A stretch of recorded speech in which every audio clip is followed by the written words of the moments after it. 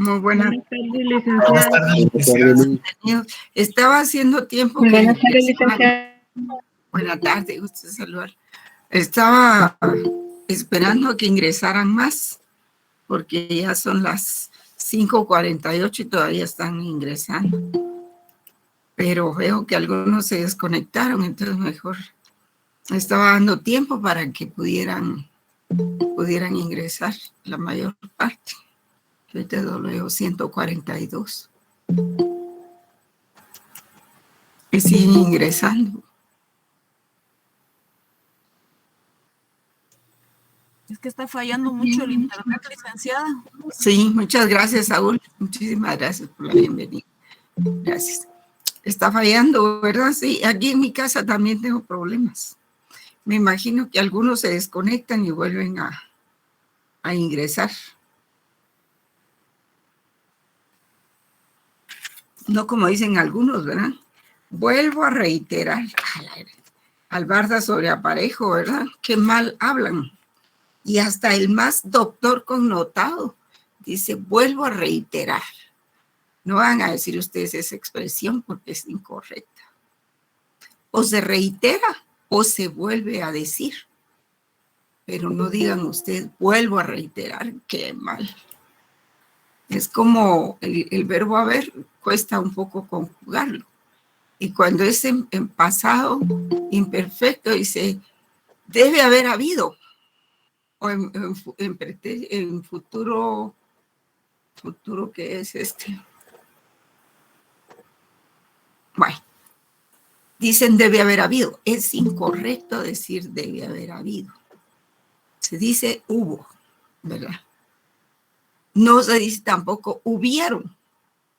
Hubieron no se dice porque no se conjuga el verbo haber por el plural. Se dice hubo. Hubo muchos alumnos, así se dice. No hubieron muchos alumnos, ¿verdad? Hubo muchos alumnos. Y esa otra frase, debe haber habido. Ay, Dios, yo he visto personas muy leídas y que utilizan esas frases, ¿verdad? Entonces, esto es un plus para mis alumnos. Buenas tardes, Marilena. ¿Cómo está? Es un plus para mis alumnos. Aunque muchos de los funcionarios que hay actualmente fueron mis alumnos, yo verdaderamente lamento lo que están haciendo algunos. Verdaderamente lo lamento. Y siempre hice mucho énfasis en la ética, porque es la gente inteligente la que aplica la ética. La gente que no tiene principio no la aplica, ¿verdad? No solo la gente honesta, sino la gente inteligente que sabe por dónde están las cosas. Pero sí veo que esas generaciones, muchos de ellos están en lugares en los que están haciendo una lucha, pero tenaz, y los admiro, los admiro verdaderamente, pero otros, sí que, ay Dios, nunca se descubrieron y los estamos conociendo hasta ahora. Y son viles funcionarios, viles, que se venden por poco. Son de esos que dicen, me rifo, y el número es gratis, ¿verdad? Bien, jóvenes, hoy vamos a... Esa presentación que les tengo ahí es solo para darle ¿qué les dijera yo? Un remate a la Convención sobre Derechos, sobre Relaciones Diplomáticas. Solo poco a poco se me está quitando la tos hoy, pero voy muy despacio. Entonces, me van a perdonar que todavía tengo algunos accesos de tos. Por de pronto, vamos a ver ahora lo que es después de esa presentación, vamos a ver lo que es la Convención sobre Relaciones Consulares.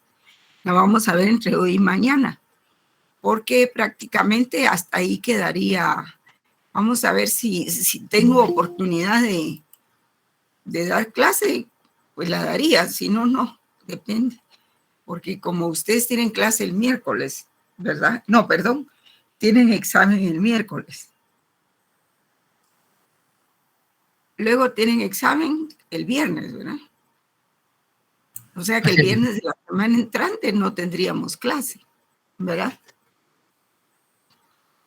Entonces el problema es dar solo así a la mitad. Yo generalmente cuando hay exámenes no me gusta dar clases porque hay secciones a las que le doy, sí les puedo dar esto, pero a la otra no le puedo dar y así, entonces me descontrolan con los contenidos. Y como son varias, ¿verdad? No son solo dos ni una. Vamos a ver, entonces, vamos a ver una presentacioncita que les tengo aquí, solo para rematar ese tema, ¿verdad? De la Convención de Viena sobre Relaciones Diplomáticas, y aquí tienen ustedes esto, ¿verdad? Esta es una presentación que preparó un grupo de mis alumnos de hace rato, y las mejores las conservo precisamente para utilizarlas con mis nuevos alumnos. Pero hay que otorgarle honor a quien honor merece, ¿verdad? Verdaderamente que dentro, tanto en las relaciones de los embajadores como con los cónsules, es indudable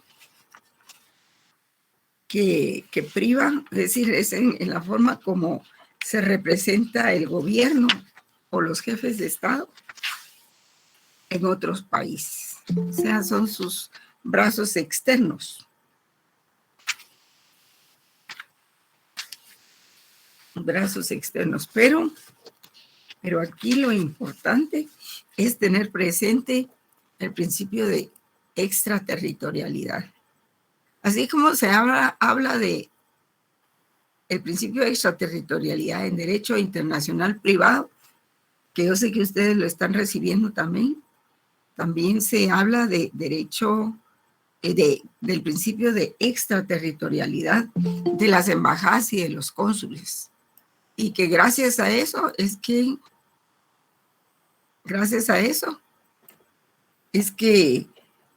las misiones diplomáticas están exentas de cumplir la legislación del Estado en donde se encuentren.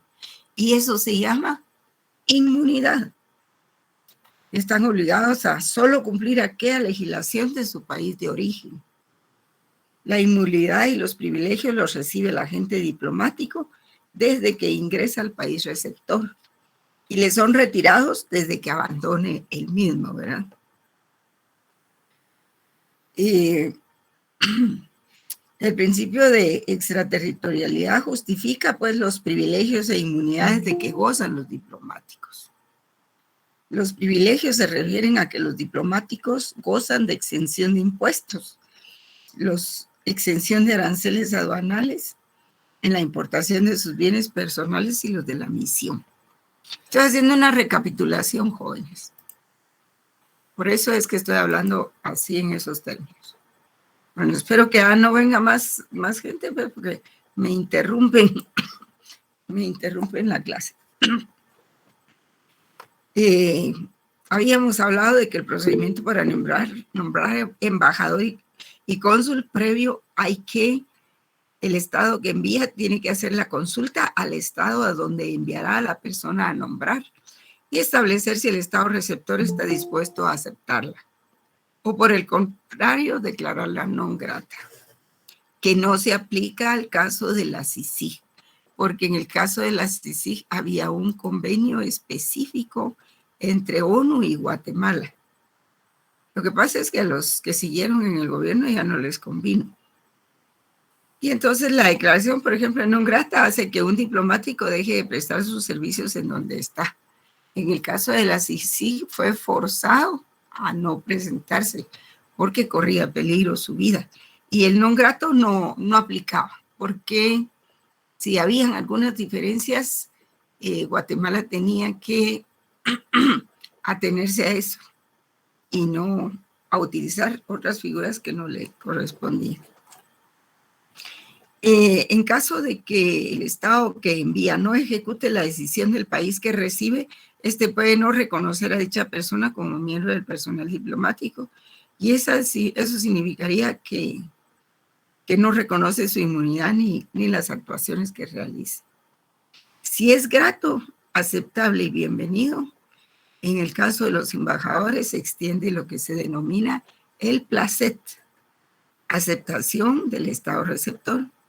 En el caso del cónsul se emite el exequatur y el Estado acreditante puede emitir el nombramiento o patente. Sí, no se denominan igual. Porque cuando el Estado envía en consulta los datos de una persona para que preste sus servicios como cónsul, se llama exequatur, es como un nombramiento provisional. Si el país receptor no tiene objeción, manda un documento que se llama el exequatur, o sea, es un documento de aceptación de que pueden enviar a esta persona. Vamos a ver. Los funcionarios diplomáticos pues deben tener la nacionalidad del Estado acreditante. Y se contemplan 4 categorías. Aquí las vamos a ver en esta presentación. Otra de las manifestaciones, ay Dios, pero si así van a seguir entrando todos. Voy a esperar que se junte un buen grupo para darles ingreso. Otra manifestación de extraterritorialidad está en los artículos 24 de la Convención, que se refiere a los locales, archivos y documentos de la misión que son inviolables. Así el artículo 30, que se refiere a que la residencia particular del agente diplomático goza de la misma inviolabilidad y protección, así como la valija diplomática que regula el artículo 27. La extraterritorialidad entonces se encuentra contemplada entre los artículos 22 a 34 de la Convención de Viena sobre relaciones diplomáticas. Vean esos artículos, jóvenes.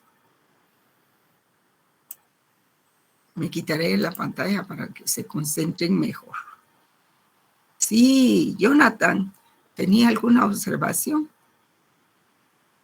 Lo escucho, Jonathan.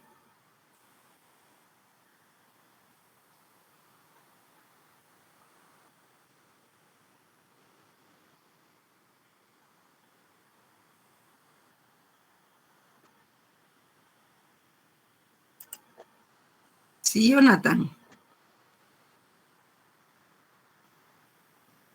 Ah, hay cola.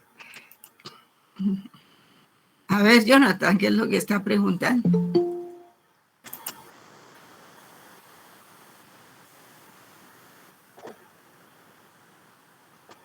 Sí. Bueno. Sí, los artículos en que se manifiesta la extraterritorialidad son los artículos 24 de la Convención de Viena sobre relaciones diplomáticas, que se refiere a los locales, archivos y documentos de la misión que son inviolables. El artículo 30 también, que se refiere a que la residencia particular del agente diplomático goza de la misma inviolabilidad y protección, así como la valija diplomática que regula el artículo 27. La extraterritorialidad se encuentra también contemplada en los artículos 22 a 34 de la Convención. Bueno, no sé si alguien más tiene alguna duda. Digamos que las cartas credenciales ya habíamos hablado, ¿verdad? El diplomático, una vez que ha llegado al Estado receptor, debe avisar al Ministerio de Relaciones Exteriores y debe presentar sus copias de estilo, solicitar audiencia con el jefe de Estado y en esa audiencia presentarse y entregar las cartas credenciales. Puede pronunciar algunas palabras como quiera. La Convención establece que el Estado receptor debe proporcionar todas las facilidades. Y aquí lo vamos a ver. Ahí está, Juan. Ahí vamos a ver lo que vimos ayer. Hoy vamos a ver lo que se refiere a relaciones diplomáticas.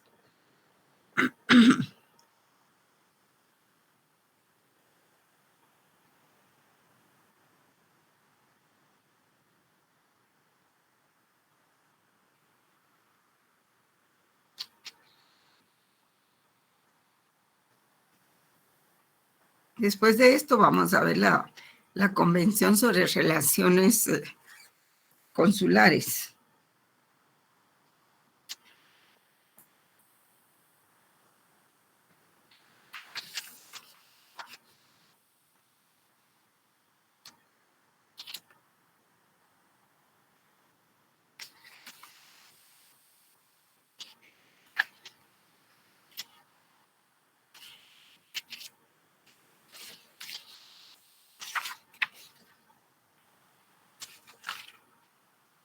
Bueno.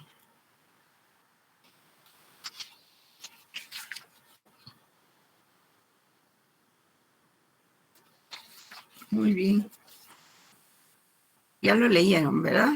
Por jefe de misión. ¿Lo ven bien? Díganme si ven bien la presentación. Sí, licenciada. Vaya, muy bien, sí. Es como un resumen, ¿verdad? De los aspectos principales. Sí, licenciada. Vaya. Muy bien, gracias. Es solo un resumen de los aspectos principales. La verdad es de que no están todos los capítulos ahí citados, solo lo más relevante. Pero así con colores y con figuritas y todo se ve mejor.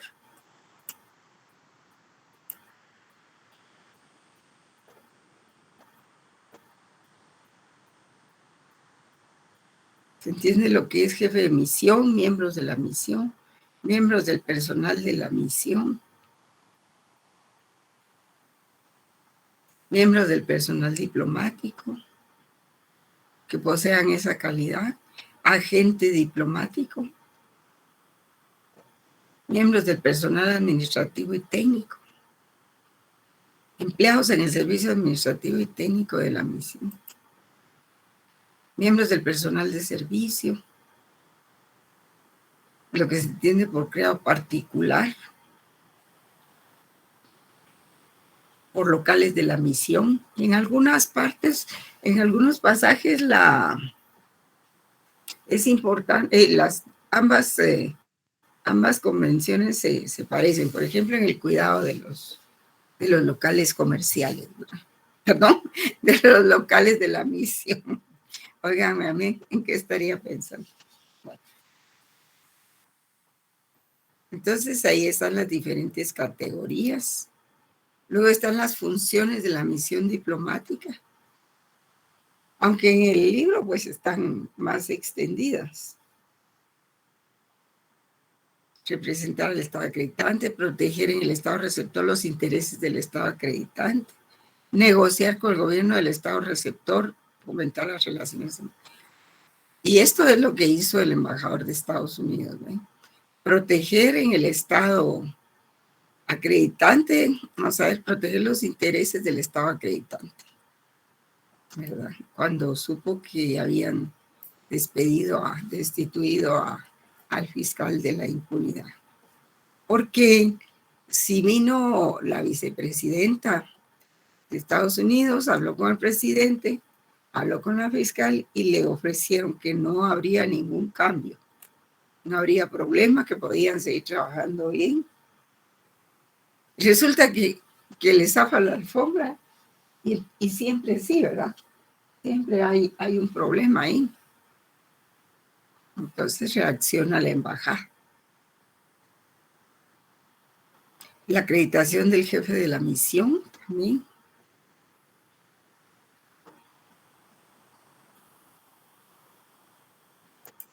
Pues no están todos los pasajes, pero hay algunos. Algunos grupos hacen más énfasis en unas partes del convenio, otros en otras partes. Luego la clasificación de las misiones, clases de misión. Los estados, cómo se ponen de acuerdo acerca de la clase a que habrán de pertenecer los jefes de sus misiones. Ellos son los que ponen el orden de precedencia, ¿verdad? De quién se presenta antes y quién se presenta después. Algunos se acreditan ante el jefe de Estado, otros se acreditan ante el ministro. Generalmente los cónsules se acreditan ante el ministro de Relaciones Exteriores y los embajadores pues se acreditan ante el jefe de Estado. Pero eso no está escrito en piedra, ¿verdad? Eso puede cambiar. Ahora, por el principio de extraterritorialidad es que hay inviolabilidad de los locales de la misión, como pueden leer ustedes aquí. Su mobiliario, archivos, documentos, memorias electrónicas, CDs, todo lo que la tecnología produce, ¿verdad? Y que contenga, que hayan contenidos guardados. Luego la exención de impuestos.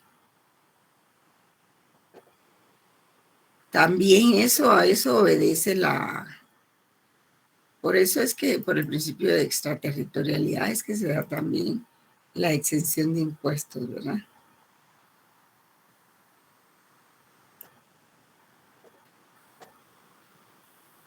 Aunque no todos los impuestos, porque impuestos al consumo propiamente de comida, esas cosas creo que sí los tienen que pagar. Los impuestos que no pagan son impuestos aranceles, aduanales y todo eso en la importación del menaje de casa y en la importación de vehículos y todo. El Estado receptor debe dar toda clase de facilidades al Estado, a la misión, ¿verdad?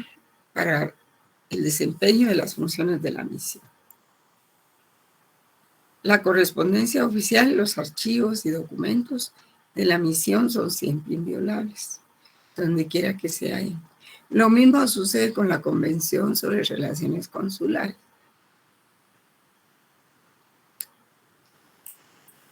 Los agentes diplomáticos, pues también la persona del agente.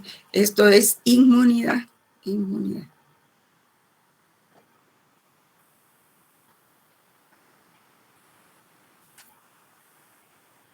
El problema es cuando se portan, digamos, en el caso de Minúa, hubo algunos problemas porque pues no respetaban mucho algunos pilotos las señales de tránsito y eso sí provocaba algunos inconvenientes.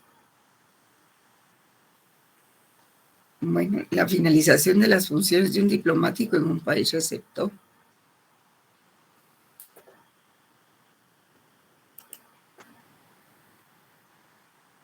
Cuando ambos funcionarios se lo comunican entre sí, cuando el Estado receptor se niegue a reconocer al funcionario como tal en su país, o cuando el jefe de Estado, por ejemplo, termina su periodo, o cuando es derrocado, o cuando hay golpe de Estado, también finalizan las misiones, porque cada jefe de Estado pone su personal de confianza, ¿verdad?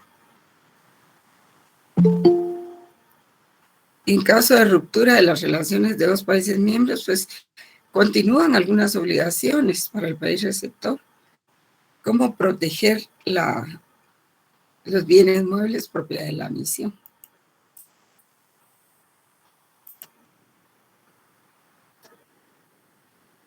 Vamos a ver. Bueno. Y creo que hasta ahí llegamos. Entonces, esa es una presentación. Vamos a admitir aquí a este compañero. Bueno.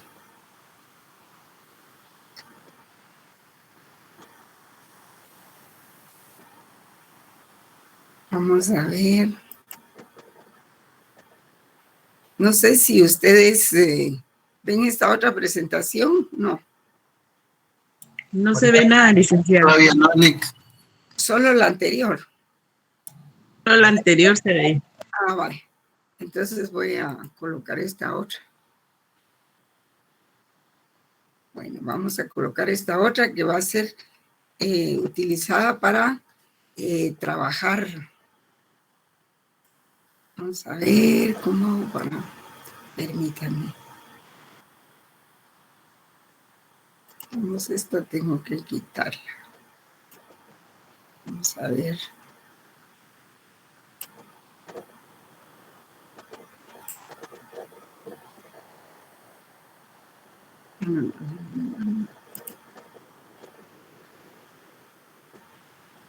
Ahorita vamos a ver esta, pero voy a abrir la ventana. Vamos a ver.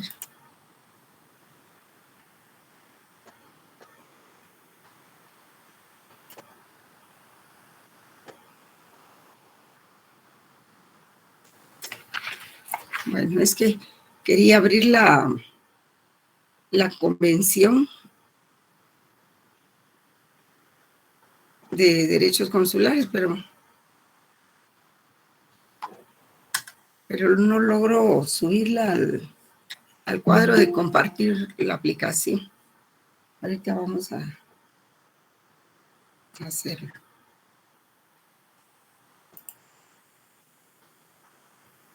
Ok.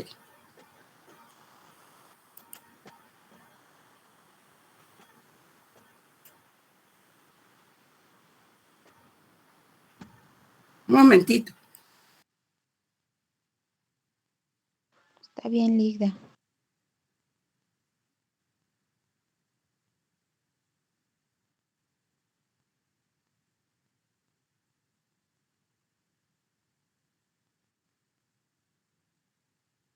Ahora sí, Ligda.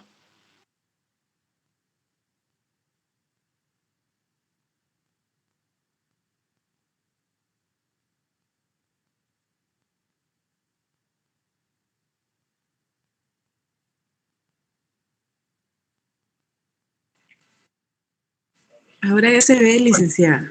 Ahorita sí ya la ven, ¿verdad? Bueno. Sí, Miren qué linda. licenciada. Sí, licenciada, ya se ve. Qué linda. Muchas gracias. Miren qué bonita la presentación. Este es un bonito trabajo. Pero no fue de mis alumnos. Entonces, aquí tenemos en un solo plano todas las disposiciones. Entonces, vamos a empezar por el principio, ¿verdad? Pues al principio están todas las partes considerativas, los motivos, la exposición de motivos de la Carta de Naciones Unidas, en donde todos los países se inscriben en el uso del principio de igualdad y soberanía de los estados, se inscriben en esta convención. Y aquí empieza, vamos a ver el libro también, algunas partes del libro. Por ejemplo, en el artículo 1 se presenta un como glosario de términos, que son las definiciones. Y dice, a los efectos de la presente convención, las siguientes expresiones se entenderán como se precisa a continuación. Y ahí están todas las definiciones. ¿Qué es oficina consular? ¿Qué es circunscripción territorial? ¿Qué es jefe de oficina consular? Yo no creo que se repite, pero a veces no es exactamente así. El D dice que se entiende por funcionario consular, por empleado consular, por miembro del personal de servicio, por miembros de la oficina consular, dice en el G, ¿verdad? Luego viene aquí, dice que se entiende por miembros del personal consular, porque aquí dice oficina consular y aquí dice del personal consular. Luego, por miembros del personal privado, que se entiende por locales consulares, que se entiende por archivos consulares. Bueno, ahí nos quedamos. Pero luego viene el numeral 2, porque ahí terminamos las literales del numeral 1. Luego viene el numeral 2 y dice los funcionarios consulares son de dos clases. Funcionarios consulares de carrera, y esto es muy importante. De ahí el doctor Larios les agrega OMISI, MISI con doble S. Y funcionarios consulares honorarios. Y esta es la gran división de los funcionarios consulares. También, a veces hay también entre los diplomáticos, también los hay así, ¿verdad? Diplomacia ad hoc. diplomacia de carrera. Pero en esta ocasión se refiere más al cónsul, porque el cónsul pues viene a ser, generalmente tiene que nombrarse un notario como cónsul, porque los actos y contratos que él va a registrar requieren fe pública, ¿verdad? Entonces dice, hace la división entre los funcionarios consulares de carrera y los funcionarios consulares honorarios, o sea, los que no se les paga. Las disposiciones del capítulo 2, o bien que si se les paga, lo que tienen es de que a veces es por su misma carrera que se les deja honorarios, ¿verdad? Entonces, las disposiciones del capítulo 2 de la presente convención se aplican a las oficinas consulares dirigidas por funcionarios consulares de carrera. Las disposiciones del capítulo 3 se aplican a las oficinas consulares dirigidas por funcionarios consulares honorarios. Luego el 3 dice, la situación particular de los miembros de las oficinas consulares que son nacionales o residentes permanentes del Estado receptor se rige por el artículo 71 de la presente convención. Si, por ejemplo, que nosotros tuviéramos una embajada de México, pero el cónsul es un guatemalteco en la embajada de México, ¿verdad? Entonces, para él hay funciones específicas en el artículo 71. O, por ejemplo, veamos aquí donde está el numeral 2 que dice los funcionarios consulares son de dos clases. Funcionarios consulares de carrera y funcionarios consulares honorarios. Las disposiciones del capítulo 2 de la presente convención se aplican a las oficinas consulares dirigidas por funcionarios consulares de carrera y las del 3 a los honorarios. Veamos el capítulo 2.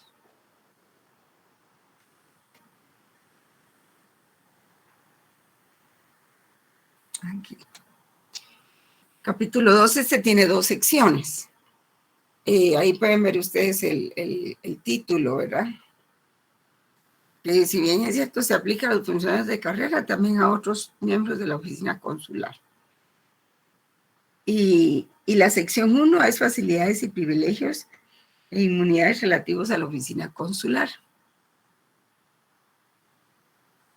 Y la sección 2, vamos a buscar la sección 2. Aquí está. Facilidades y privilegios, inmunidades. Protección de los funcionarios consulares. Aquí dice facilidades, privilegios e inmunidades relativos a los funcionarios consulares de carrera y los demás miembros de la oficina consular. Sí, este es el mismo título, ¿verdad? Solo que aquí habla de la protección a los funcionarios, algunas funciones, pues, que tienen que hacer los funcionarios de carrera. Porque en el capítulo 3, que lo tenemos por aquí, aquí está, miren, observen este capítulo 3 aquí. Aquí dice régimen aplicable a los funcionarios consulares honorarios y a las oficinas consulares dirigidas por los mismos. Aquí ustedes no encuentran a los funcionarios de carrera, ¿verdad? Y van a ver que sí hay diferencias, porque a los funcionarios de carrera sí se les da, por ejemplo, todo tipo de exenciones en la importación de su bien. Veamos el 3 para tenerlo más claro. Dice las disposiciones relativas a facilidades, privilegios e inmunidades. Los artículos 28 al 39 del párrafo 3 del artículo 54 y los párrafos aplicarán para las oficinas consulares dirigidas por un funcionario consular honorario. Además, las facilidades, los privilegios y las inmunidades de estas oficinas se regirán por los artículos 59, 60 y 61. 2. Los artículos 42 y 43. El párrafo 3, artículo 44, 45, 53 y 55 se aplicarán a los funcionarios consulares honorarios. Además, las facilidades, privilegios e inmunidades de estos funcionarios consulares se regirán por estos artículos 63 y 67. Los privilegios e inmunidades establecidos en la presente convención no se concederán a los miembros de la familia de un funcionario consular honorario. ¿Por qué? Porque es honorario, no es un cónsul de carrera. Para ellos es como una honra que los nombren como cónsules honorarios, pero no están dentro de la carrera de los cónsules, ¿verdad? Entonces dice, si bien a los cónsules de carrera se les dan todos los privilegios y todas las inmunidades y también a las familias, a los honorarios no. Ni a la familia de un empleado consular, tampoco de una oficina consular dirigida por un funcionario consular honorario. El intercambio de valijas consulares en los cónsules de carrera no hay problema, porque ahí pueden hacer intercambio, pero cuando el cónsul es honorario, se puede hacer siempre que haya aceptación o consentimiento de ambos estados, ¿verdad? Tanto de los estados receptores, sino con el consentimiento de los dos estados receptores. Por protección de los locales, bueno, en la protección no hay problema, ¿verdad? Que tienen que proteger igual que si fuera el estado receptor, adoptará las medidas que sean necesarias para proteger los locales consulares de una oficina consular cuyo jefe sea un funcionario consular honorario, contra toda intrusión o daño para evitar que se perturbe la tranquilidad de dicha oficina o se atente contra su dignidad. O sea que siempre se protege. En ese sentido no tenemos problema. Permítame, voy a dejar ingresar a alguien. David García, qué tarde usted.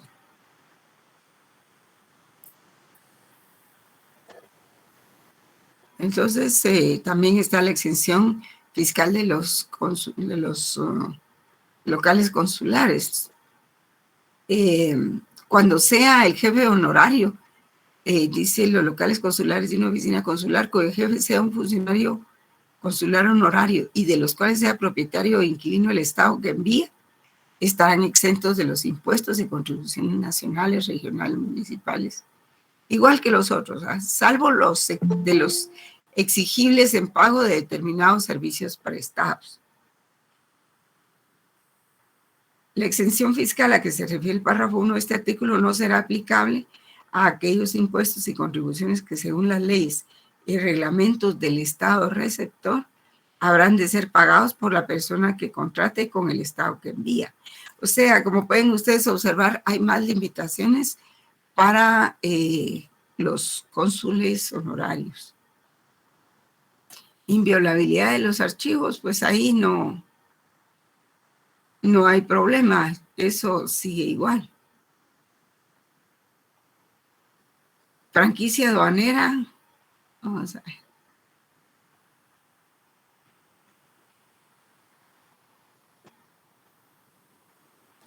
Servicio dirigida por funcionarios. Escudos, banderas. Sí, siempre hay franquicia aduanera, pero solo para el funcionario, no hay para la familia. En cambio, en los cónsules de carrera sí hay para él, para todos. Y también pueden usar los escudos, las banderas, que estas son las facilidades. Letreros, timbres y sellos, libros impresos oficiales, muebles y útiles de oficina y otros objetos análogos que sean suministrados a la oficina consular por el Estado que envía o a instancia del mismo. Procedimiento penal. Cuando se instruye un procedimiento penal contra un funcionario consular honorario, este estará obligado a comparecer ante las autoridades competentes. Sin embargo, las diligencias se practicarán con la deferencia debida a ese funcionario por razón de carácter oficial, y excepto en el caso de que esté detenido o puesto en prisión preventiva, de manera que se perturbe lo menos posible el ejercicio de las funciones consulares. Cuando sea necesario detener a un funcionario consular honorario, se iniciará el procedimiento contra él con el menor retraso posible. También se le tiene que dar protección a los funcionarios consulares honorarios. Hay exención de inscripción de extranjeros y del permiso de residencia.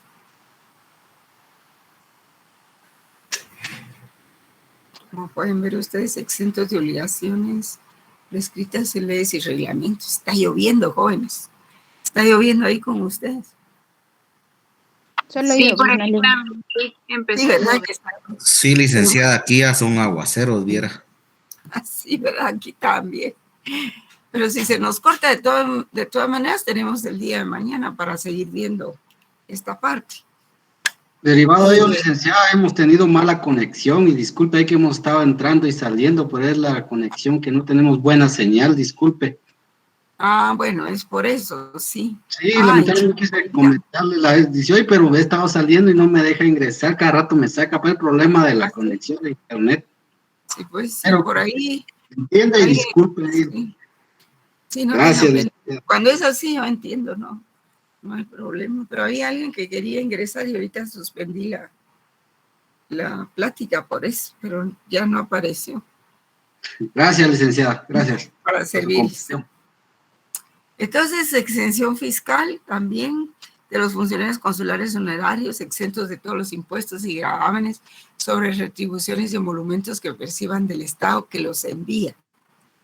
Exención de prestaciones personales. Bueno, vamos a ver quién está tratando de ingresar. Jennifer. Bueno, ahí va. Sí. Carácter facultativo de la institución de los funcionarios consulares. Todo Estado podrá decidir libremente si ha de nombrar o recibir funcionarios consulares honorarios, ¿verdad? No hay obligación. Y agentes consulares que no sean jefes de oficina consular, pues los estados podrán decidir libremente si establecen o aceptan agendas consulares dirigidas por agentes consulares que no hayan sido designados como jefes de oficina consular por el estado que envía. Sí, a veces lo que pasa es de que hay dificultad en nombrar cónsules de carrera porque falta de fondos del país que los envía. Y entonces lo que hacen a veces es que los embajadores que tienen ahí son los mismos que prestan las funciones consulares. Pero si, digamos, no son notarios, pues tienen que contratar ahí a alguien que sea notario. Y entonces ya ellos no son los cónsules precisamente, sino son, digamos, son personal consular, ¿verdad? Son agentes consulares, pero a veces eso se determina entre el Estado que envía y el Estado receptor. Tengo entendido que Guatemala, por ejemplo, tiene su embajador en Washington, ¿verdad?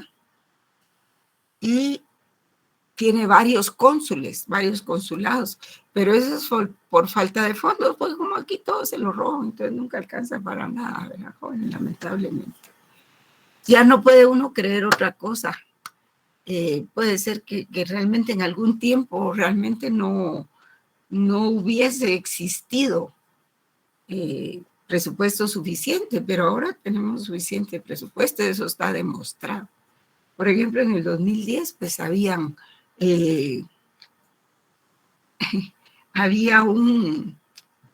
una escasez en el presupuesto. Y no digo que tampoco se lo robaran en aquel entonces, ¿verdad? Tal vez era menos visible, ¿no? Pero es que ahora sí.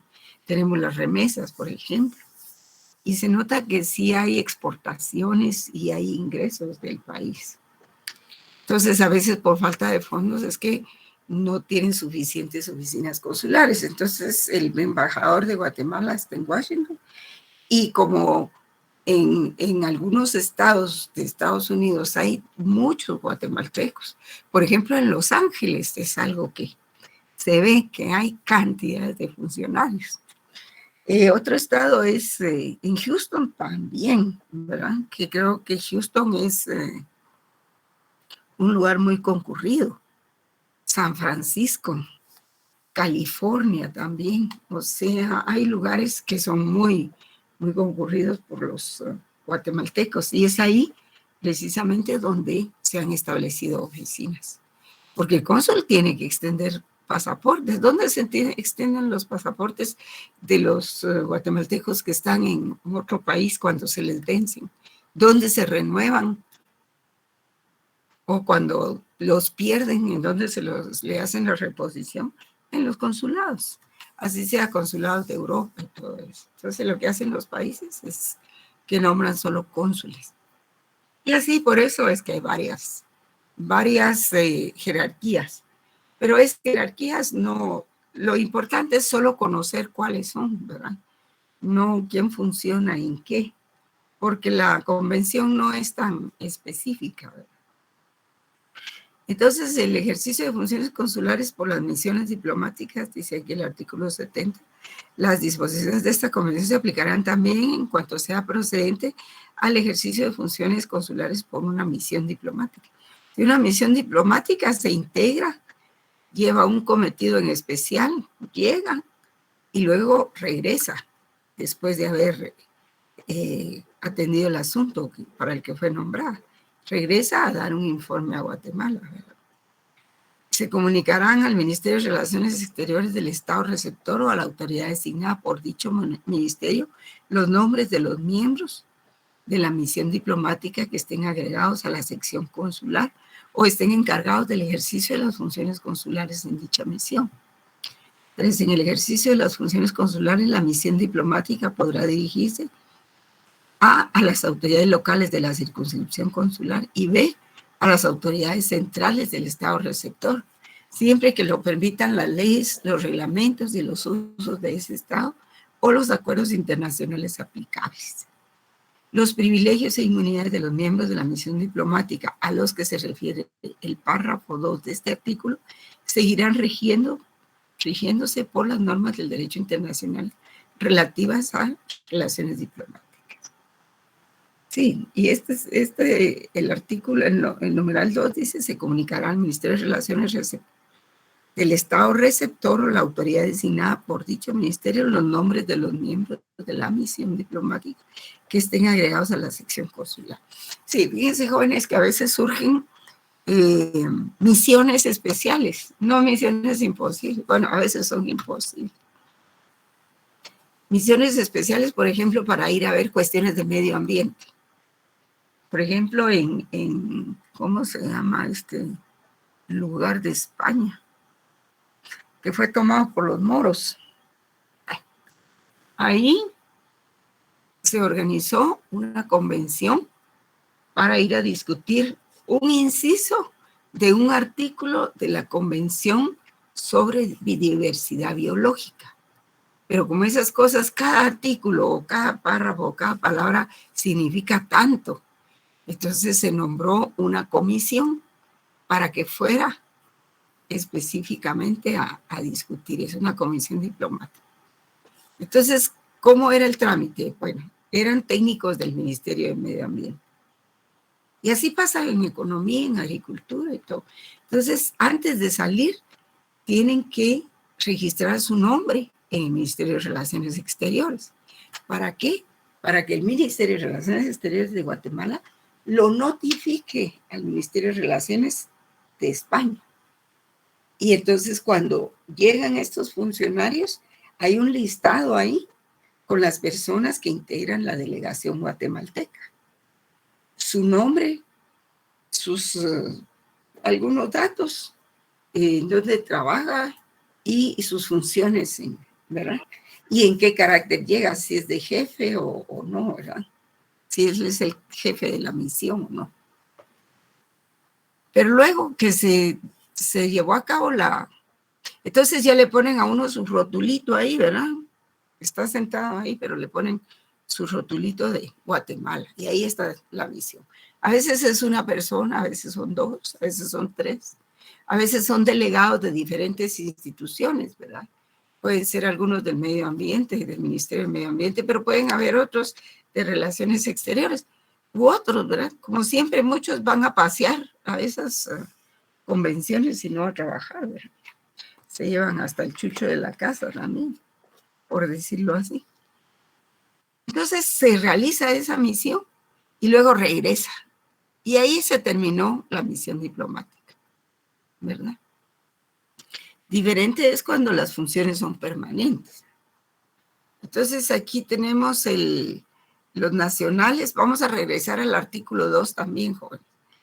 Era solo para ver la diferencia entre honorarios y de carrera, que estamos al final. Nacionales o residentes permanentes del Estado receptor, excepto en el caso de que el Estado receptor conceda otras facilidades, privilegios e inmunidades a los funcionarios consulares que sean nacionales o permanentes del Estado receptor, solo gozarán de inmunidad de jurisdicción y de inviolabilidad personal por los actos oficiales realizados en el ejercicio de sus funciones y del privilegio establecido en el párrafo 3 del artículo 44. Por ejemplo, la Embajada de España tiene varias secretarias y asistentes y todo que son de Guatemala. Y entonces ellos solo tienen inmunidad de jurisdicción e inviolabilidad personal. Por lo que se refiere a estos funcionarios consulares del Estado receptor, debe también cumplir la obligación prescrita en el artículo 42. Cuando se instruye un procedimiento penal contra estos funcionarios consulares, las diligencias se practicarán, salvo en el caso en que el funcionario esté arrestado o detenido, de manera que se perturbe lo menos posible el ejercicio de las funciones. ¿Y qué dice el artículo 42? Vamos a ver. Porque los que son testigos tienen obligación de ser testigos, creo que son los de carrera, no los honorarios. Comunicación en caso de arresto, detención preventiva o instrucción de un procedimiento penal. Cuando se arreste o detenga preventivamente a un miembro del personal consular o se le instruye un procedimiento penal, el Estado receptor estará obligado a comunicarlo sin demora al jefe de la oficina consular.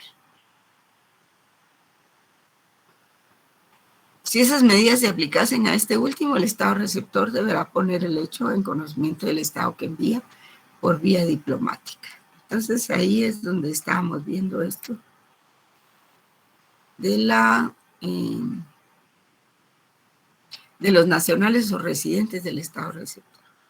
Los demás miembros de la oficina consular que sean nacionales o residentes permanentes del Estado receptor y los miembros de su familia, así como los de la familia de los funcionarios consulares a los que se refiere el párrafo 1 de este artículo, gozarán de facilidades, privilegios e inmunidades solo en la medida en que el Estado receptor se los conceda. Las personas de la familia de los miembros de la oficina consular y los miembros del personal privado que sean nacionales o residentes permanentes del Estado receptor gozarán asimismo de facilidades, privilegios e inmunidades, pero solo en la medida en que este Estado se los otorgue. Sin embargo, el Estado receptor deberá ejercer su jurisdicción sobre estas personas de manera que no se perturbe indebidamente el ejercicio de las funciones de dicha oficina consular. No discriminación entre estados.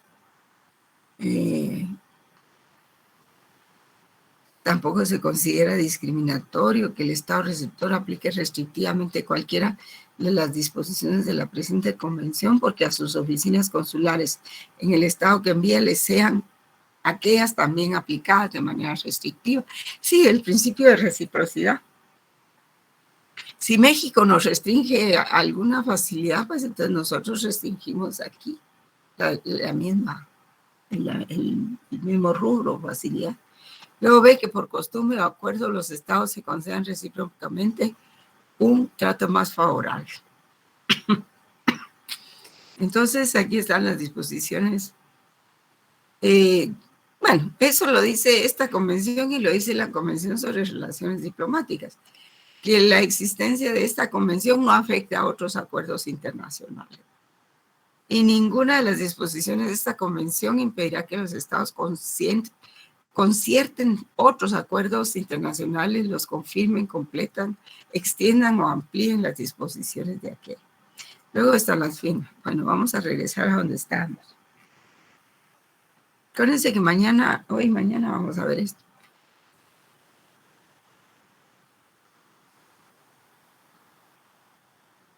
Entonces aquí estábamos aquí. Los funcionarios consulares son de dos clases, funcionarios consulares de carrera y funcionarios consulares honorarios. Y aquí es donde dice qué disposiciones se les van a dar. Y leímos las exenciones y los privilegios, ¿verdad? De que a los de carrera sí se les dan todos, pero a los honorarios no. salvo que el país en donde estén, pues se los quiera dar, ¿verdad? Les quiera dar más facilidades.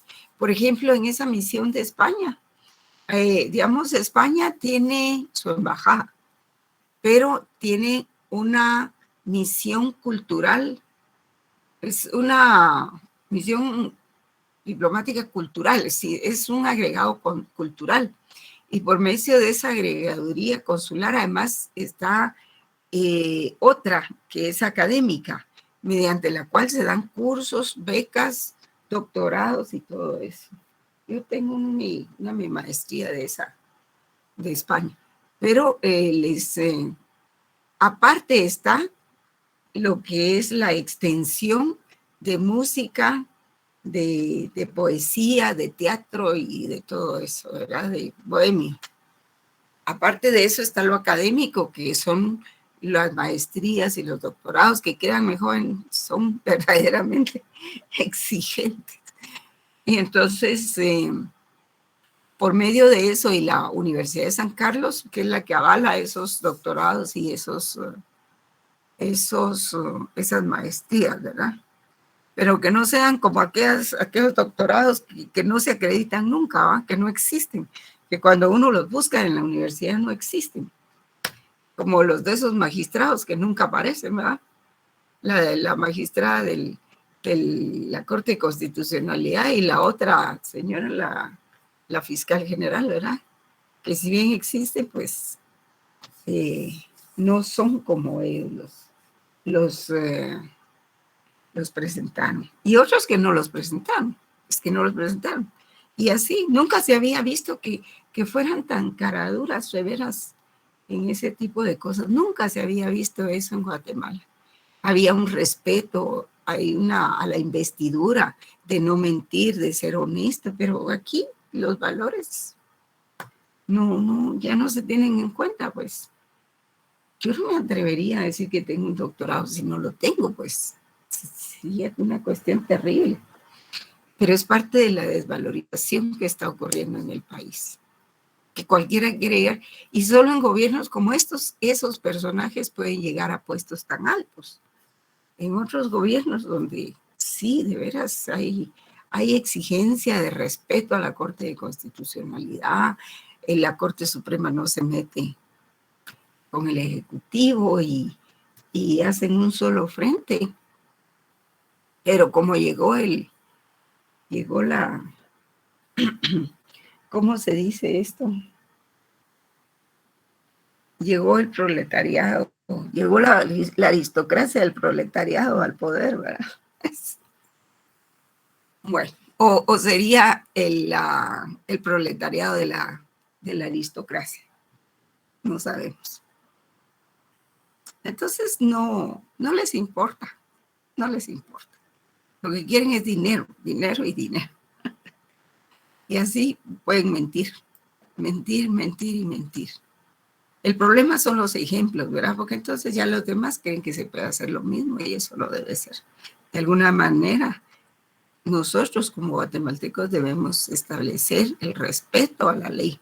Si no, pues entonces vamos a vivir en un estado de anarquía, ¿verdad? En donde no se va a respetar el derecho de propiedad, no se va a respetar el derecho de autor, no se va a respetar a los niños ni a los ancianos, se va a aceptar la violencia contra la mujer, en fin, no se aceptan las instituciones que son diligentes, ¿verdad? Como la del Procurador de los Derechos Humanos, que ha salvado tantas situaciones. En fin. Bueno, pero como les decía,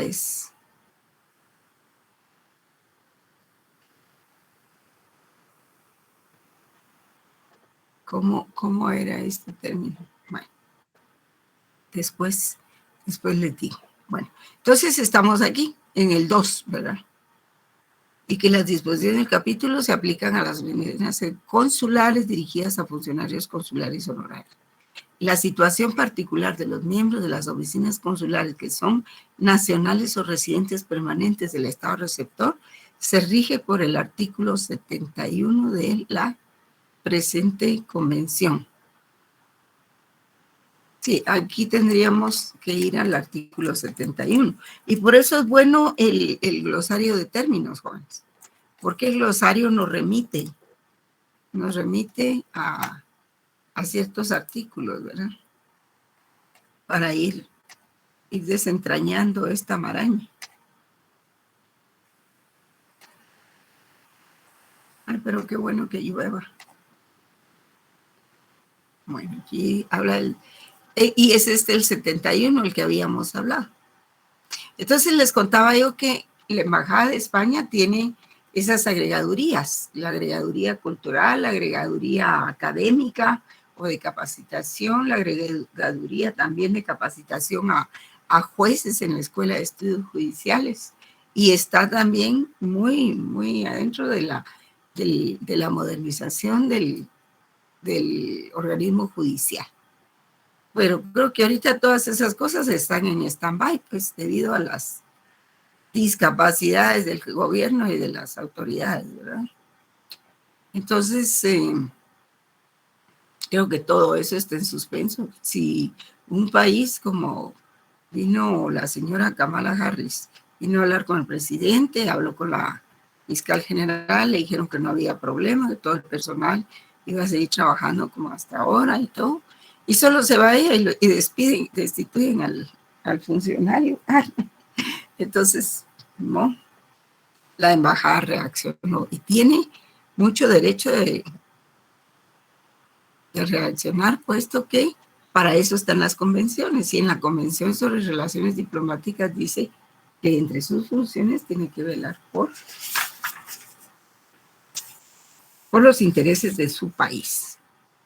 Y si son socios anticorrupción, pues, ¿qué pasó, verdad? Se preguntan qué pasó. Bueno. Entonces tenemos en el capítulo 1 relaciones consulares en general, establecimiento, ejercicio de relaciones consulares. El establecimiento de relaciones consulares entre estados se efectuará por consentimiento mutuo. ¿Cómo se llama el documento que extiende un país cuando acepta a la persona como cónsul de otro país que envía? ¿Cómo se llama, jóvenes?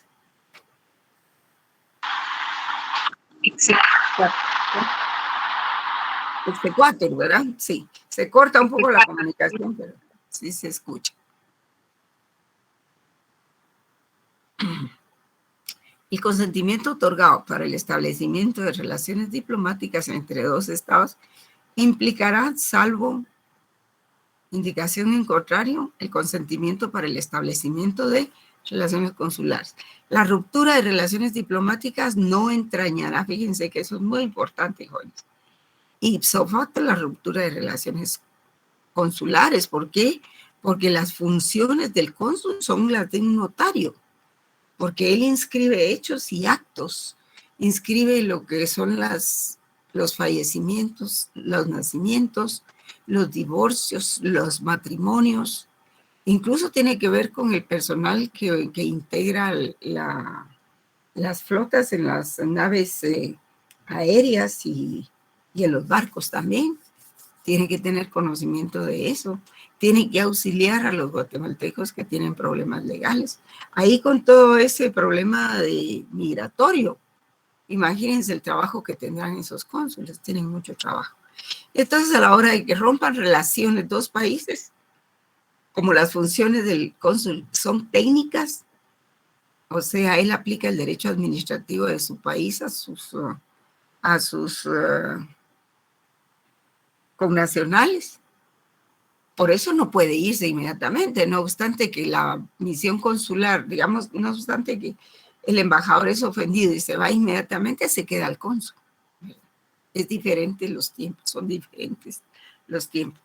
Entonces, las funciones consulares serán ejercidas por las oficinas consulares y tienen que ser notarios, los funcionarios que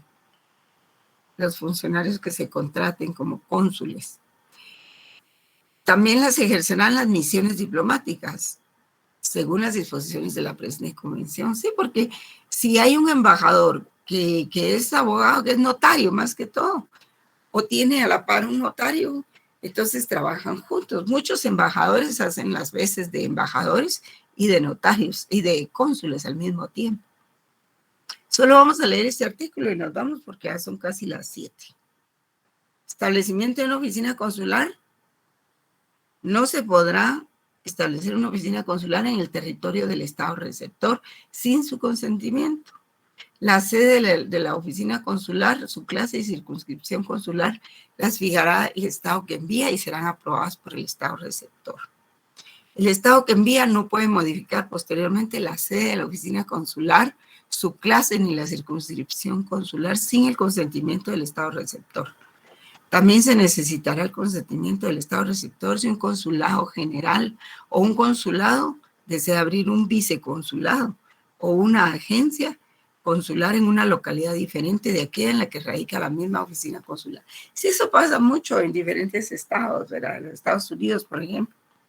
No se podrá abrir fuera de la sede de la oficina consular una dependencia que forme parte de aquella,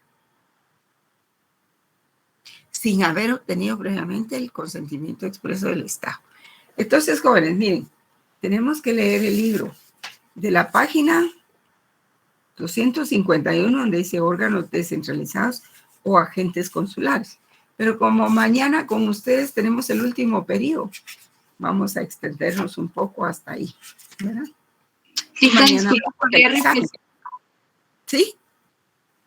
Lida, perdone. ¿Podría Sí, no. repetir de dónde dijo de la página del libro? Empieza en la página donde nos quedamos, porque ayer leímos lo de relaciones. No, perdón. Sí, fue el viernes pasado que nos quedamos en el fin de la misión, pero la misión diplomática, ¿verdad? Entonces, las misiones consulares empiezan en la página 251, donde dice órganos descentralizados o agentes consulares. Ahí empieza. Y ahí está esto que les estoy explicando acá. Aquí está que es un agente consular, agentes consulares de carrera o MISI, categorías de jefes de oficina consular, nombramientos. El nombramiento que se hace de una persona para consulta de un país receptor se llama patente. Y cuando este país ya acepta a la persona, entonces se extiende lo que se llama el exequatur. Son frases ya añejas, ¿verdad? De latín y todo eso que se fueron quedando. Luego están las funciones consulares, privilegios e inmunidades. Luego tenemos obligaciones, facilidades, término de los cónsules, agentes consulados ad honorem y agentes consulares de carrera, tendencias contemporáneas frente a la inmunidad y privilegios diplomáticos consulares y la carrera diplomática, ¿verdad? Entonces, eso sería para mañana. Completamos mañana. Seguimos trabajando. Bien, jóvenes, entonces hasta mañana. Los dejo 4 minutos antes. Gracias, Lida. Feliz noche. Feliz noche, licenciado. Hasta luego. Feliz noche, licenciado. Buenas noches, jóvenes.